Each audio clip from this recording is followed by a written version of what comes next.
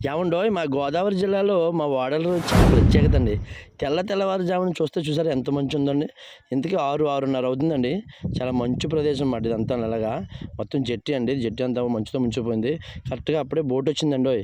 ఆ బోటు ఏం తీసుకొచ్చిందనుకుంటున్నారు? అదేనండి మన టైగర్ రొయ్యలు అంటాం చూసారా? పప్పు రొయ్యలు అయి తీసుకొచ్చిందన్నమాట. అది వాటరు సముద్రం వాటరు. అందులో క్లీన్ అండ్ నీట్‌గా ఉంటదన్నమాట. ఆ వాటర్ తీసుకొచ్చి డబ్బాల్లో ఏస్తారండి. ఇంతకీ ఆ వాటర్ ఎందుకేస్తారంటే, ఆ రొయ్యలు మన సముద్రంలోనే బతుకుతాయన్నమాట. అందుకని అయి ఏస్తారన్నమాట. దాంట్లో ఆ రొయ్యలు చూపిస్తానండి. ఇదిగోండి. అదేనండి టైగర్ రొయ్యలు, పప్పు రొయ్యలు అంటాం కదా! ఇది మినిమమ్ 10 కౌంట్ అంటారు కదండీ! 10 కౌంట్ దాటే ఉంటదన్నమాట పెద్ద పెద్దయి. దాంట్లో పిల్లలుంటాయండి.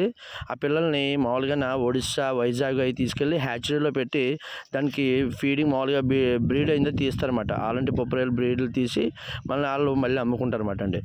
అలాగా చాలా కాస్ట్లీ ఉంటది. ఒక్కో రొయ్య వచ్చేసి 1500, 2000 రూపాయలు అలా కొంటారండి ఇది. ఇవి ఎక్కడి నుంచి వస్తాయంటే అండి సముద్రంలో వేటకెళ్ళిపోతారండి. నెల, 2 నెలలు ఉంటారు పెద్ద పెద్ద బోట్లలో. ఆ వేటగాడే బోట్లు ఉంటాయి కదండీ! ఆ బోట్లు దొరుకుతాయన్నమాట.